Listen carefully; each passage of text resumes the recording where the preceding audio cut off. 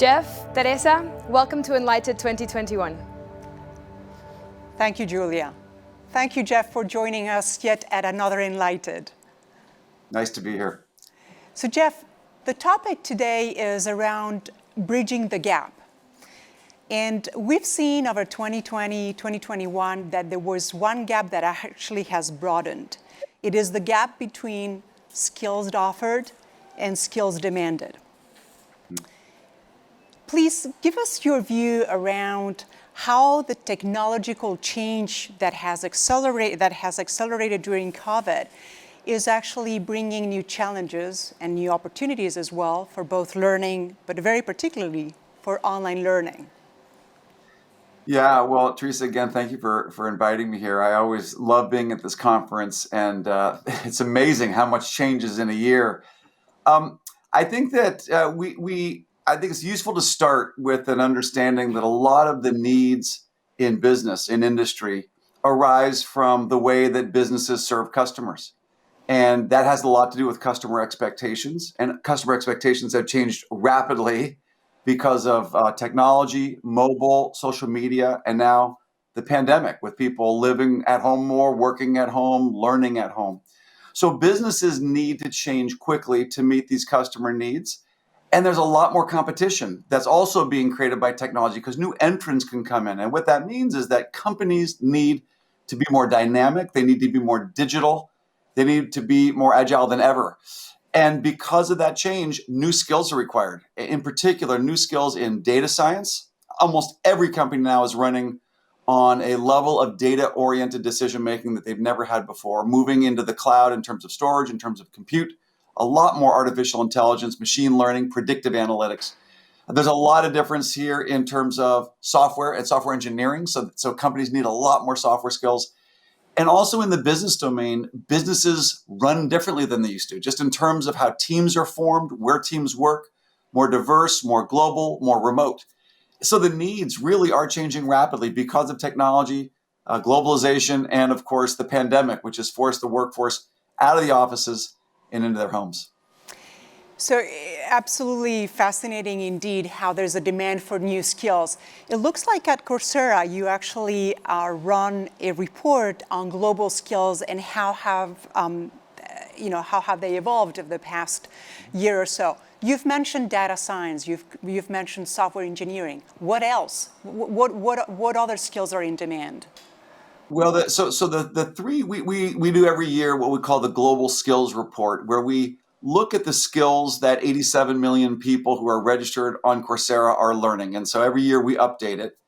We look at every country. We have over 100 countries that we look at. And then we evaluate, what courses are individuals taking, what skills are they learning. We actually have in all the courses, IE and others, have built in-course assessments so that we actually watch people's, learners' performance in these courses. And then we can actually rank how are learners from different countries performing in our partners' courses, like IE's courses, in these assessments. And then we can say in the domains of data science and technology and business, what courses are being taken, what skills are being learned, and what is the proficiency level. What we're seeing in data science is that there's a huge focus on Python programming, statistical machine learning. So this is sort of the predictive analytics, data management, probability, big data, kind of dealing with big data sets in the cloud. In technology, there's a lot on basic computer science, programming principles, JavaScript, C programming, sort of the tools of the trade and the languages used. There's also kind of a bit of effort on user experience design. So many businesses are now providing digital experiences. And then on the business side, the big skills are strategy and operations, learning how to use Microsoft Excel, digital marketing, and project management, just to name a few. That's great. And that's a great global perspective on what is being learned.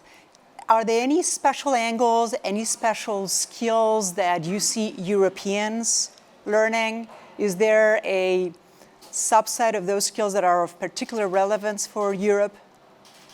Yeah, so when I think I've got the data here for Spain in particular, the strengths in terms of skills where learners in Spain perform particularly well In the business domain, they scored in the 74th percentile in accounting, 71st percentile in entrepreneurship, 71st percentile in finance. In tech, 84% in cloud computing, 77 percentile in computer programming, and 79th percentile in mobile development. And then in data science, learners in Spain scored in the 91st percentile in data analysis, 90th percentile statistical programming, and 73 percentile in data management. And where the skill intensity is most different in Spain, in business, there's more of a focus by learners in Spain in budget management and business analysis than the rest of the world. Okay. In technology, a greater focus on user experience and SEO. And then in data science, a bigger focus on R programming than generally what we see globally. Fascinating. This is very helpful information, Jeff. Thank you for sharing that with us. It's still fascinating how, clearly learners are, sort of going out there and equipping themselves with those new skills. But we still see in Europe that 70% of the businesses actually complain that they don't find the right skills, that they don't find the job profiles that they're looking for. As we think about helping the learners better navigate what's needed, what's demanded, how can they go from A to B? Do you have any specific recommendations? I think it's fair to say that many are overwhelmed with the noise of digital skills and greater employability, but then once they get started, the list is it's very long and it can be a little overwhelming. Any guidance on how we can help all these learners to get where they can go and be more employable? Yeah, we are really seeing, I think, an incredible collaboration that's happening now between businesses and campuses, universities. Coursera started with IE and other universities many years ago, creating these open courses that get published. An individual can come straight to Coursera and they can take courses. And now there are 5,500 courses across many domains. But a lot of people don't realize, about 6 years ago, we launched Coursera for Business. And what that means is that we are now serving 2,000 businesses. These are companies around the world, including in Europe and India and Latin America. They're using our partners' courses, both universities. We have 170 university partners and 70 industry partners. This is Google and Microsoft and IBM. The companies are using these courses to help upskill their actual employees.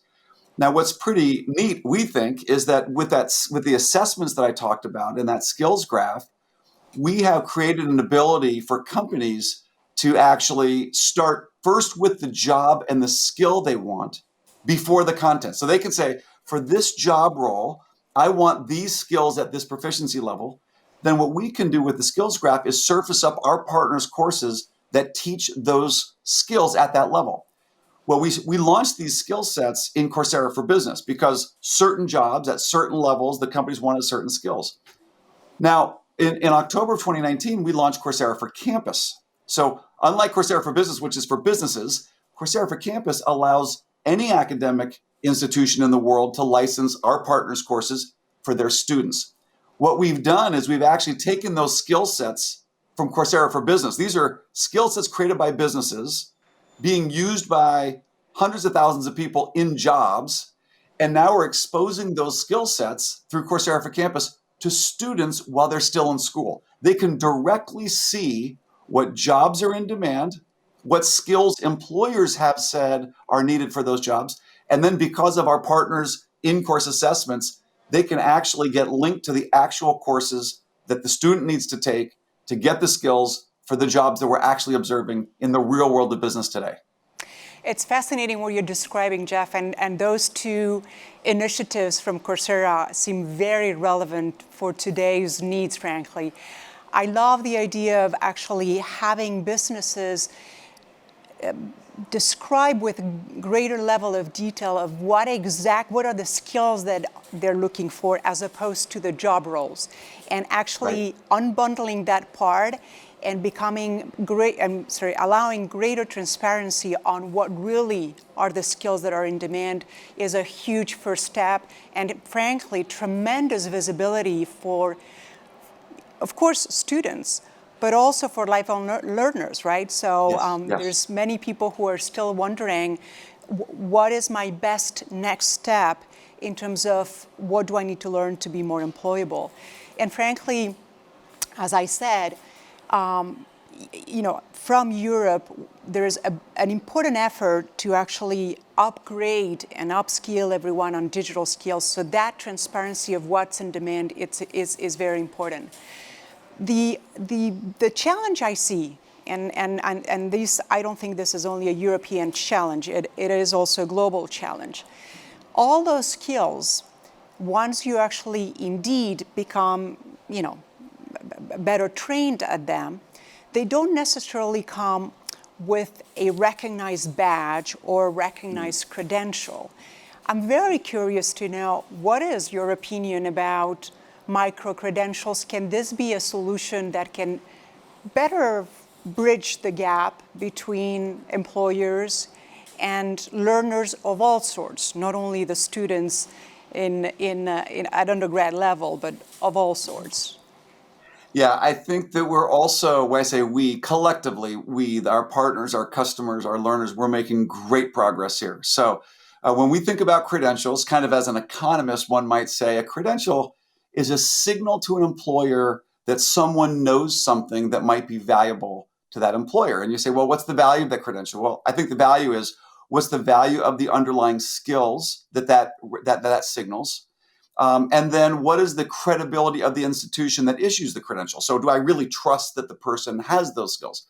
But if the skills are very valuable and the credibility of the institution that issues the credential is pretty valuable, is trustworthy, then an employer will more likely say, well, this person, I'm going to hire them because they have these skills I can trust. Even though I'm not able to totally observe that, I can trust them.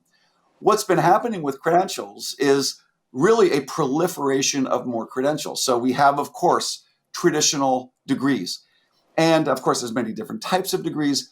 But what is so special about degrees is that the credential signals not only a level of mastery, which comes from persisting through a rigorous education program with high academic integrity, rigorous assessments and testing, also usually a social learning process.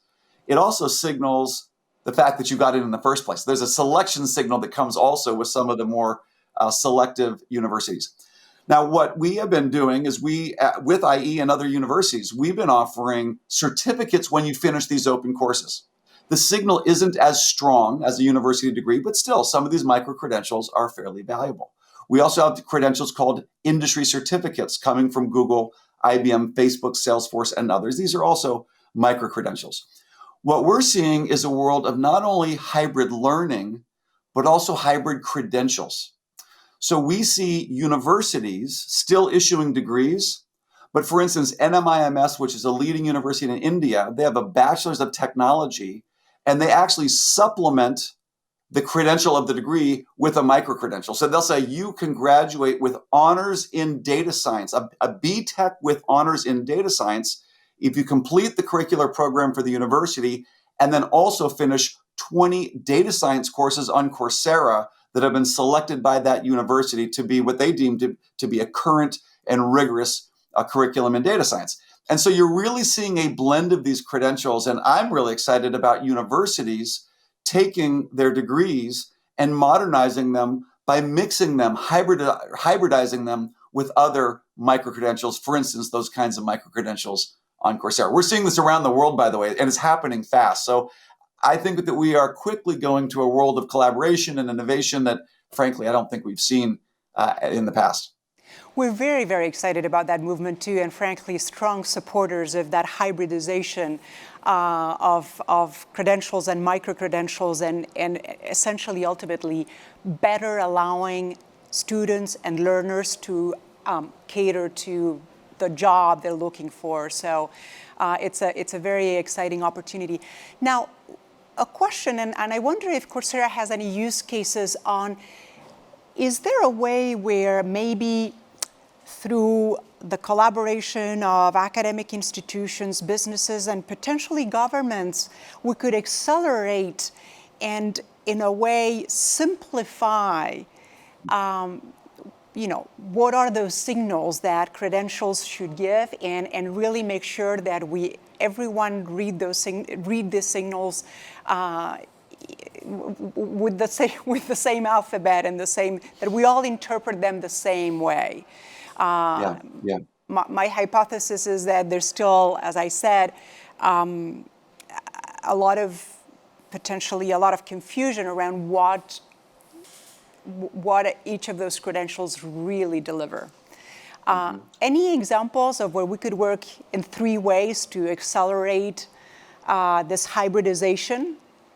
Yeah. So again, and it's Teresa, I mean, a year ago, I wouldn't be able to speak about a number of these trends. That's happening very, very quickly. We just created an agreement with the Ministry of Education for Morocco, where the Ministry of Education has essentially signed a memorandum of understanding that allows all 26 higher education universities in Morocco use Coursera for Campus on a consistent basis. So far, 14 of the 26 universities in Morocco are using Coursera for Campus in a standardized way. In the first year, they're moving from a 3-year undergraduate program to a 4-year undergraduate program. That first year, the ministry wants to make the learning to be very accessible, very affordable. They want it to be very modern and digital. And so they're going to be basically using Coursera for Campus, courses from IE and other universities around the world, to really modernize and make more affordable and flexible a first-year program, hopefully for every higher education student in the whole country. They will then move on through years 2, 3, and 4, ideally getting these skill sets and other supplemental credentials and curriculum that come from our educator partners on Coursera. But we've definitely seen cases where businesses and governments and universities are working together.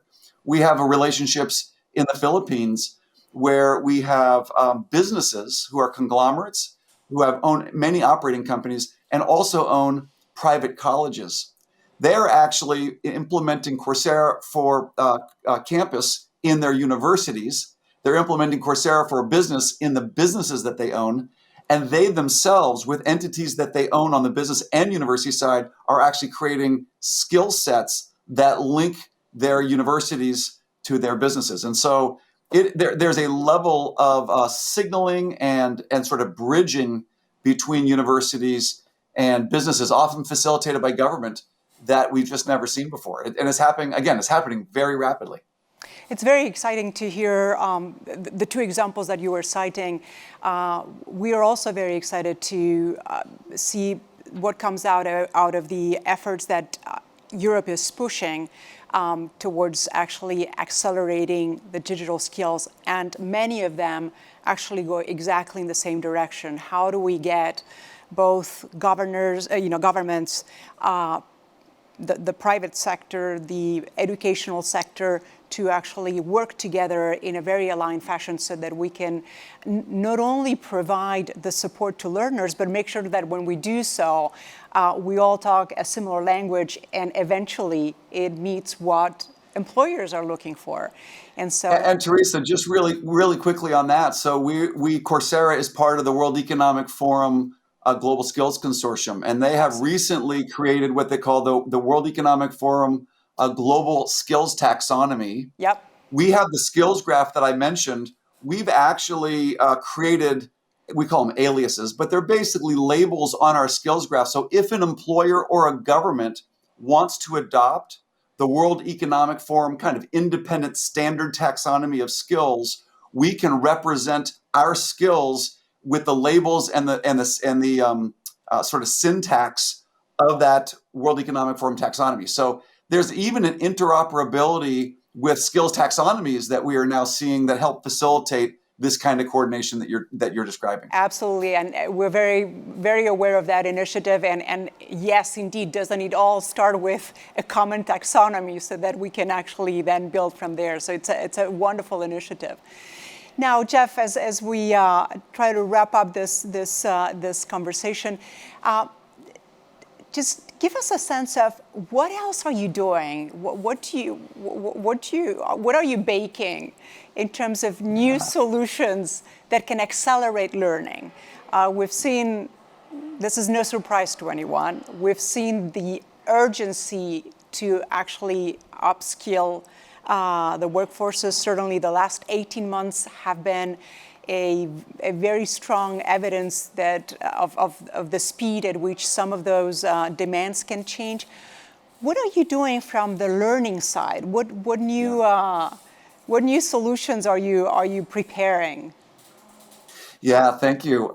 So when we launched with our university partners back in 2012, it was highly innovative to put course lectures and quizzes into courses. And a lot of our university courses are really good at teaching, as not surprisingly, the concepts, the principles, the frameworks that are required to get the knowledge on how to do something, the deeper understanding of something. And there's a phrase that I really like in learning science they call far transfer, which is the ability to learn a concept that could be applied in many different contexts. And what we see is that conceptual learning can be very powerful because it's durable.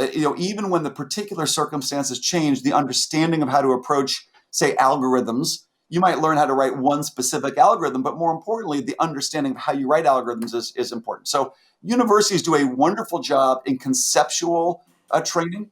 The lecture method with quizzes is a great way to do that. And so I'd say that we're very strong with our university partners in those frameworks, principles, concepts. We, a couple years ago, launched something called Coursera Labs. This is hands-on learning. It allows a learner in a browser without downloading any software to run virtually any piece of software on any size data set. It's all configured automatically.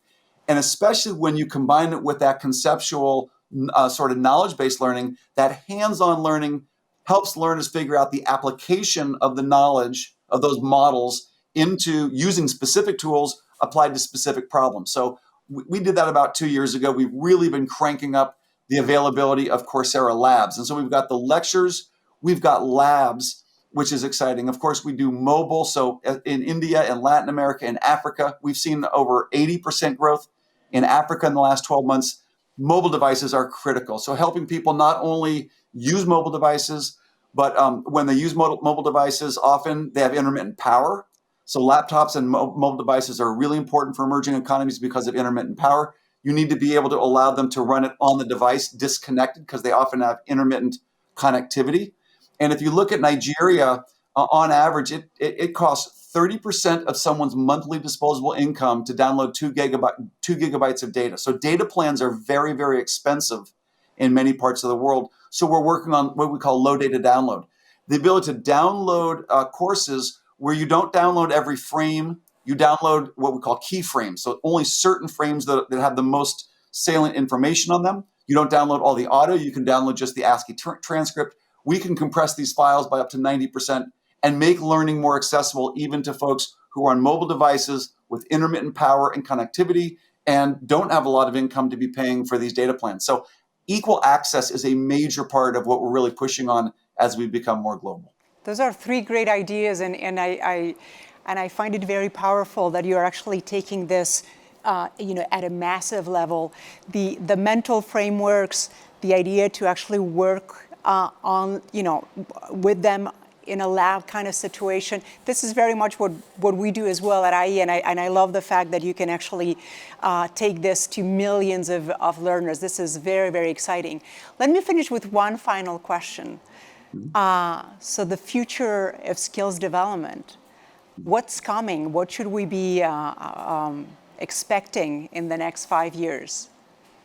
I think we've already touched on some of the really big pieces, and then I'll add a third, which I think might be the biggest of all. But I think this idea that you start with jobs and skills, like you said, I mean, otherwise just it's too overwhelming for people to try to figure out what videos to watch. It's too overwhelming to have some massive list of all these skills I need to learn. Depending on what your job is, you don't need to learn every skill in the world. So understanding, what career might I want, what jobs would I want to pursue, and then for those jobs, what kinds of underlying conceptual knowledge should I have?